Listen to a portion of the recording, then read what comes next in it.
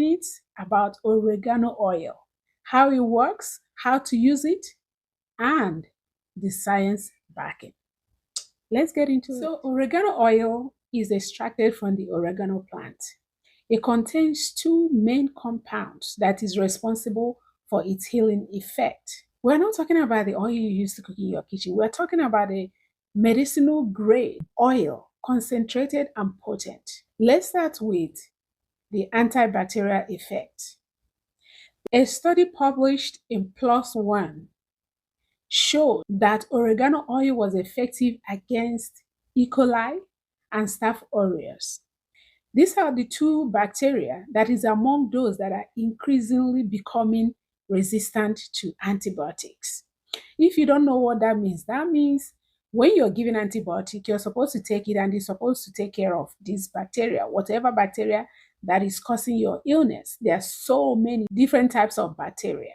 But when you take the antibiotic, it's supposed to somehow kill off those bacteria and you become well. But as time goes on, we're beginning to see that some of these bacteria are becoming resistant. That means the antibiotic that normally will kill them off doesn't kill them off anymore. They get stronger. They evolve themselves and they resist these antibiotics, which is a big problem in the society or in the medical society anyway. So these two bacteria are one of those that we're having these problems with. And oregano oil is found to be effective against them. That is major. One of those compounds in oregano oil, I think carvacrol, literally breaks down the wall of these bacteria and kills them off naturally. Amazing. Next is viruses. A study in 2011 shows that oregano oil reduced the activity of norovirus by 99%. It literally disrupts the outer shell, preventing it from multiplying inside the body. And that is why during cold and flu season, some people use oregano oil and it helps them to fight off the virus faster. Next is fungus, like Candida. There was a study in 2016 that shows that oregano oil was able to disrupt the cell membrane of this fungus. So it can help prevent overgrowth, even the ones that are resistant. So whether you're dealing with athlete foot, yeast infection, all manners of fungal infections, oregano oil might be your new best friend. Now, how do you use oregano oil? Never, never, never, ever use it direct because it can literally burn your mouth, it can burn your skin. It's that powerful.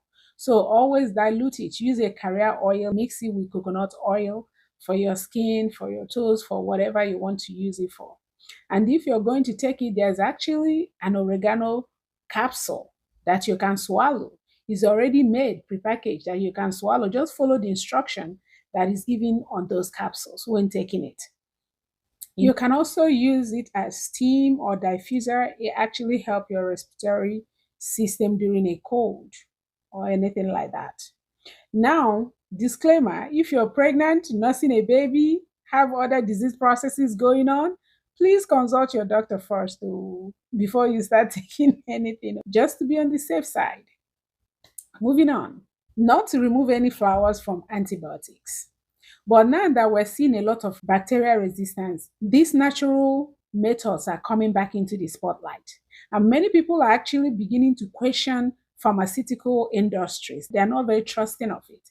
So this oregano oil is something that would be good to have in your medicine kit. It would be good to have handy. You never know.